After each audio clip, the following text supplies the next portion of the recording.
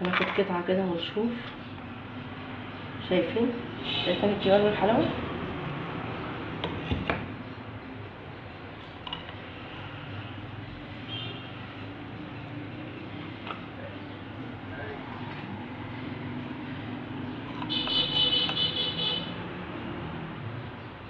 شايفين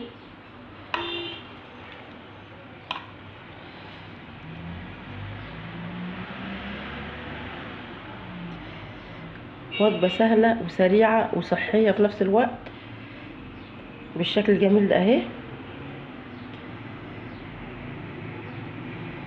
اتمنى الفيديو يعجب حضراتكم واتمنى تجربوه.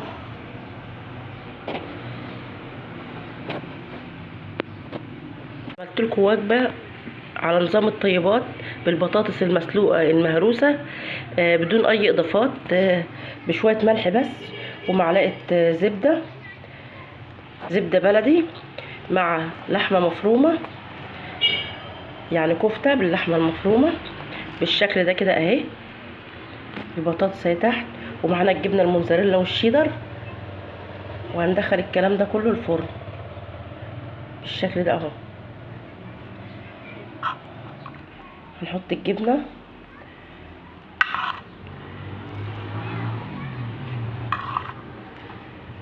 بالشكل ده كده.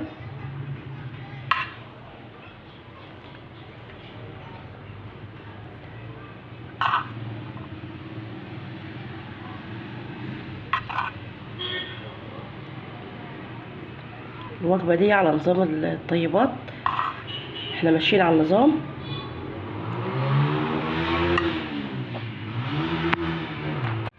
هندخل الكلام ده الفرن. برضو الكفتة بدون بصل بدون خضار، عملتها كده عادي يعني بدون اي اضافات، ملح بس، وكورتها وحشيتها برضو من جوه جبنة وموزاريلا وشيدر. ان شاء الله الوصفة تعجبكم بالشكل ده كده. وان شاء الله هنمشي على الوصفات الصحية. وطبعا البطاطس المسلوقة انتوا عارفين بتتسلق في شوية ملح وخلاص 10 دقايق وهتلاقيها اتسلقت بالشكل الجميل ده اهي. ان شاء الله ندخلها الفرن، بعد ما تخرج من الفرن اوريها لحضراتكم. ادي طواجن البطاطس اهيت، البطاطس المهروسة البيوريه طلعت من الفرن اهي بالشكل الجميل ده اهي،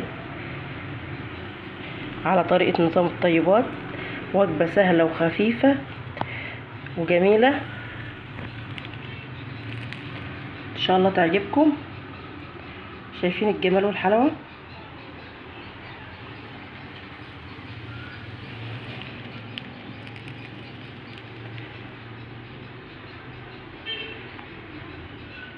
وجبة خفيفة وسهلة وسهلة الهضم. هناخد قطعة كده ونشوف. شايفين الجمال والحلاوة.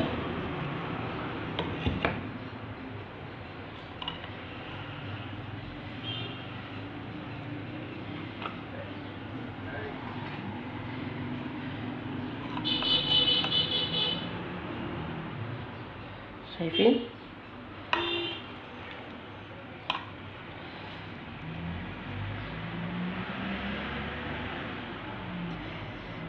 وجبة سهلة وسريعة وصحية في نفس الوقت بالشكل الجميل ده اهي. اتمنى الفيديو يعجب حضراتكم واتمنى تجربوه.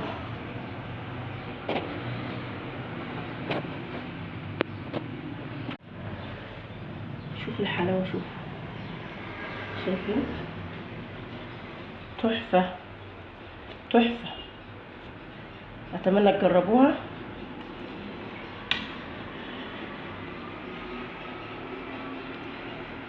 سهلة وسريعة وصحية في نفس الوقت. شايفين جميلة وخفيفة تحفة. اتمنى تجربوها. السلام عليكم ورحمة الله وبركاته.